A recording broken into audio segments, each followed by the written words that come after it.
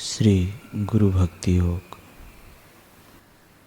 साधक को विजातीय व्यक्ति का अर्थात पुरुष को स्त्री का और स्त्री को पुरुष का सहवास नहीं करना चाहिए। जो लोग ऐसे सहवास के शौकीन हों उनका संग भी नहीं करना चाहिए, क्योंकि उससे मन क्षुब्ध होता है। फिर वह शिष्य भक्ति भाव और श्रद्धा पूर्वक अपने गुरु की सेवा नहीं कर सकता।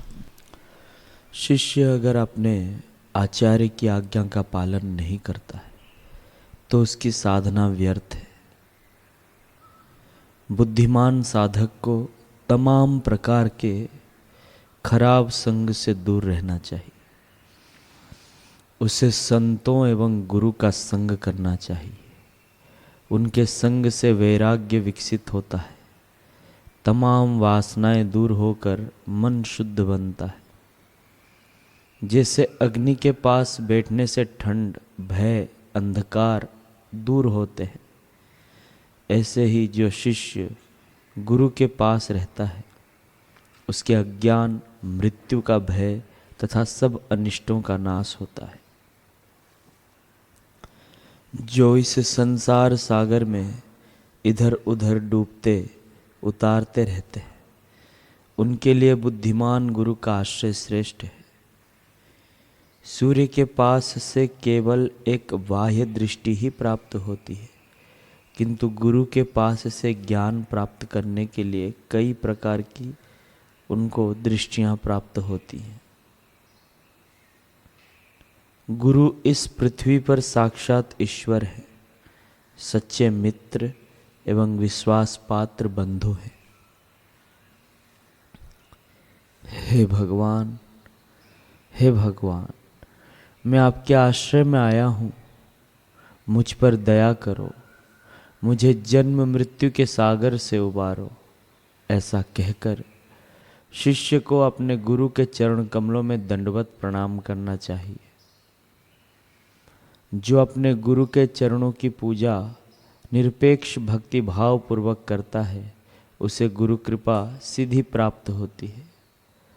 आचार्य से प्राप्त की हुई तथा सेवा से तीक्ष्ण बनी हुई ज्ञान रूपी तलवार एवं ध्यान की सहायता से शिष्य मन, वचन, प्राण और देह के अहंकार को काट देता है तथा सब राग द्वेष से मुक्त होकर इस संसार में स्वच्छता पूर्वक विहार करता है। गुरु के सानिध्य से शिष्य के चित्त में मौलिक परिवर्तन होने लगता है। गुरु के चित्त में अपार शक्ति होती है, क्योंकि उनका चित्त सूक्ष्मता और व्यापकता की पराकाष्ठा पर पहुंचा हुआ होता है, जबकि शिष्य का चित्त अभी भौतिकता के पास में फंसा हुआ होता है।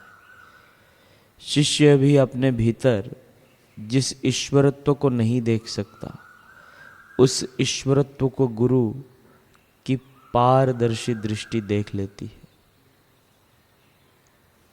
शिष्य को उसके ईश्वरत्व में जगने में गुरु सहायता करते हैं। संप्रेक्षण शक्ति की वर्षा करके शिष्य के रोम रोम को पुलकित कर देते हैं। मानव जाति का यह सौभाग्य है कि आज विश्व पर के वैज्ञानिक आध्यात्मिक रहस्यों की खोज करने में दिलचस्पी लेने लगे। अनेक प्रकार के प्रयोग करके अध्यात्म शास्त्र को वैज्ञानिक ढंग से जांचने और समझने के लिए प्रयत्नशील है।